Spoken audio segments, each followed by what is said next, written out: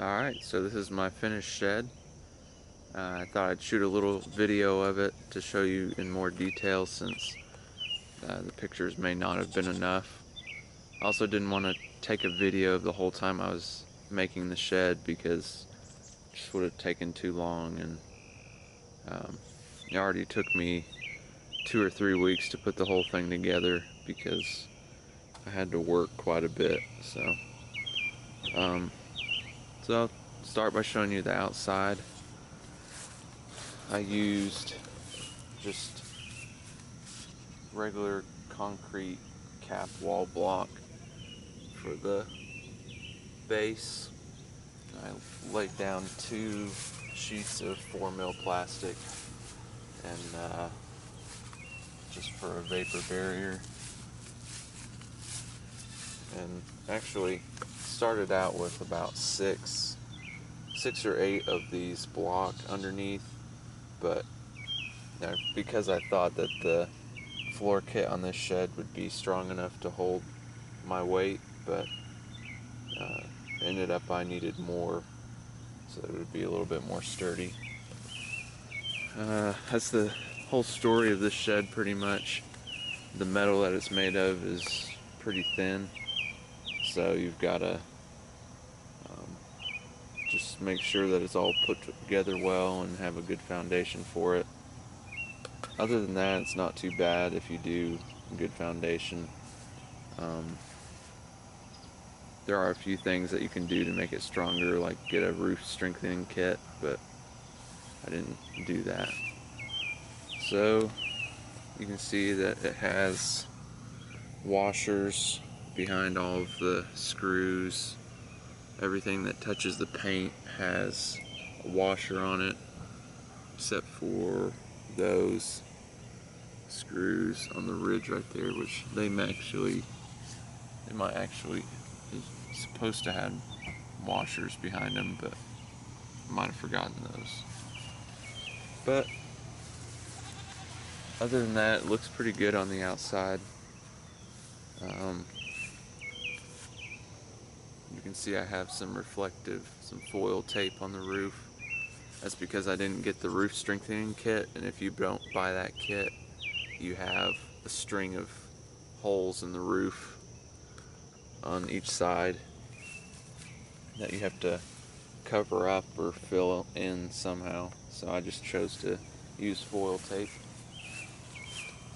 That's pretty much it on the outside. It doesn't bend very much when you press on it, and if you shake on it, it doesn't move at all. It's pretty heavy now that I have the plywood boards on the inside. We did have a storm when I was working on it, and I had left one of the panels on the inside, and the wind picked up the shed because it was only about halfway built and lifted it off the blocks and moved it about 3 feet away, and that panel that was on the inside pushed up against it, so it got some dents in it. But it does dent easily, but it's not awful. Alright, so I'll show you the inside. The doors slide pretty easily.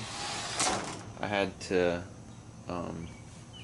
adjust them slightly, but it wasn't hard at all. There's these little plastic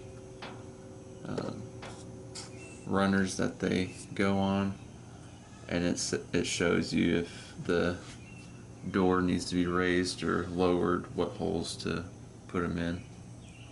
So that was pretty easy.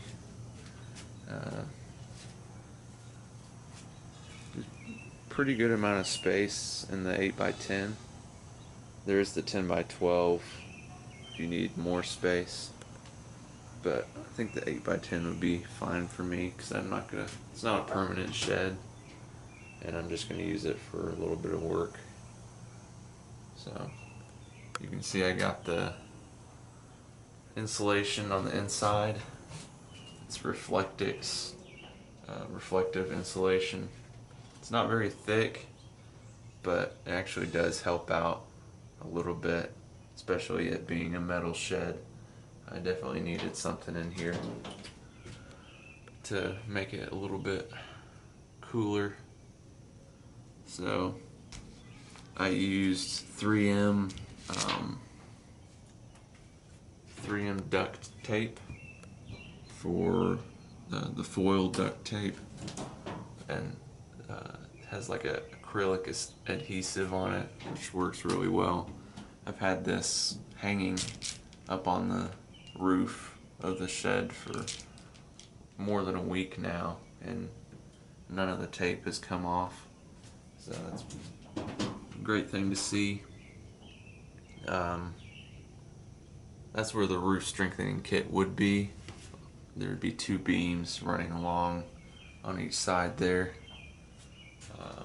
so it wouldn't really restrict headroom very much, but I just didn't want to spend more than $100 for a few beams.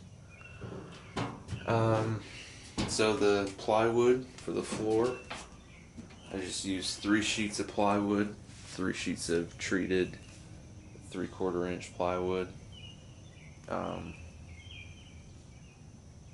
it fit pretty well. I didn't square up the shed after the very beginning when I first started working on it, so it may have fit better if I had done so, but it fits pretty well without doing that. There's dimensions on the instructions that show you how big to cut each sheet, so it's not that difficult. You just screw it in with your own screws. They don't come in the kit. I just used regular drywall screws. That's what it said to use, so it works pretty well. They go into the floor frame easily.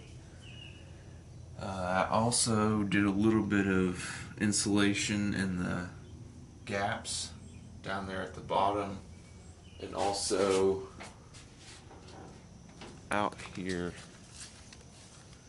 under the edge of the roof. I just used some Good Stuff spray insulation, and actually the kind that naturally repels insects. I guess it's bitter or something to the taste.